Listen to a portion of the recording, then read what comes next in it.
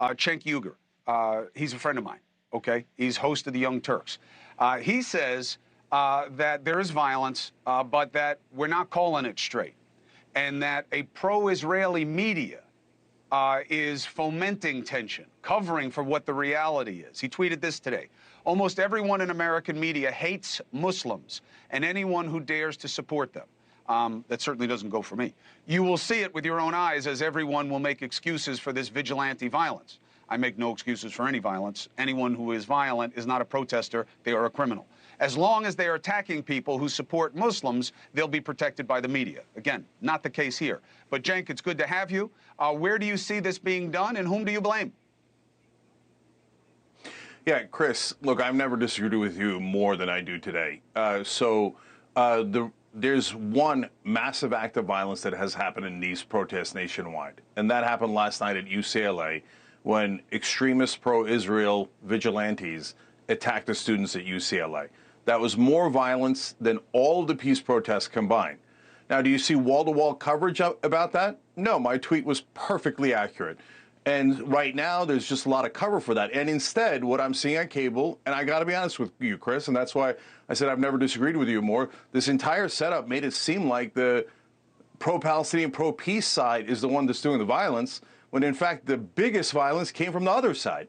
So what kind of nonsense is this? And then Byron Donalds, his whole life he complained about cancel culture, and I can't believe people are being canceled for having free speech. Now he's going around saying that he wants the government, that's actually a First Amendment issue, the government to clamp down on any protests against Israel. And Chris, let's be honest. Is it the needle or is it the haystack?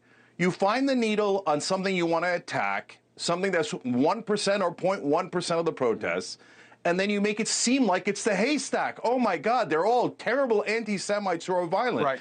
It's absurd on every level. And by the way, Chris, it's what's been done historically to every protest movement, including the civil rights movement, including the Vietnam protests. Oh, I can't believe how they're doing it. Oh, they're doing it in the wrong way. Oh, they're the violent ones. Right. So it's the same exact pattern for the most decent and moral people in America. I agree that protesters are often painted the wrong way because it's a bad look. Just for whatever it means to you, I have been showing footage of the conflict between the two sides on UCLA since the show started, and I've been showing it this entire segment. So I'm certainly not hiding from it. I see it differently than you, and it doesn't make me anti-Muslim. You know me better than that. I believe that when you have campuses all over the country demonizing Jewish kids and allowed to say whatever they want, control wherever they want, break in, and then ask for catering, it's only a matter of time before you're going to have pushback. And had these campuses had a harder line about how they allow their private property to be used, you would not have tensions the same way. But, Cenk, this is my bigger concern. I don't think it's about pro-Palestine. I don't think it's about peace. I think, just as Donald's just told you, and we've heard this on many campuses, you've got outside agitators whom I believe are not organic protesters, students who care about suffering. They are Islamist-driven agenda seekers. And they are paying for these protests, and they are fomenting tension, and they are a danger to American national security. They're not just Muslims.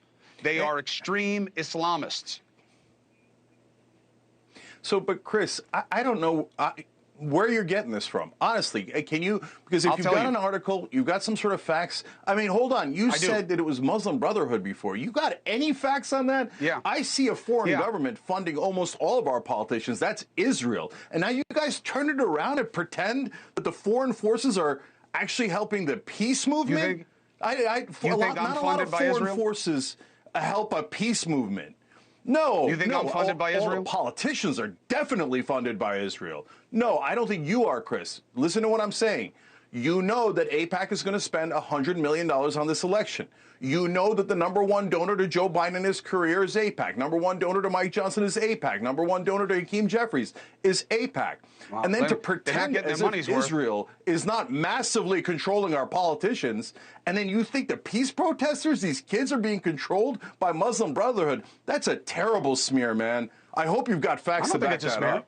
Yeah, I do. I do. You know about this California professor who has been studying how to spread these students for justice for Palestine and where their money's coming from, and how he's been calling for intifada in America since early 2000, right after 9/11. And let's not forget who was celebrating in this country after 9/11. And I believe that what you see on TikTok with this really inverted ratio, Hatem Bazian. So, no, brother, first of all, you found one rando, and you think that's your evidence for a worldwide conspiracy? He's not a rando. Hold on. Against millions. I didn't call it a worldwide conspiracy. You think he's in charge of the millions of protesters in America? Come on, I don't Chris. think there are millions of protesters. You found one I don't think there are millions of protesters. And you're saying, and what did you mean by who celebrated after 9/11 in this country? That's a Trump-like statement. Who? Tell me who celebrated after Trump-like 9/11. Extreme Islamists. That's who. Yeah, who do you think celebrated after 9/11 in this country? Extreme Islamists. Extreme Islamists. That's who.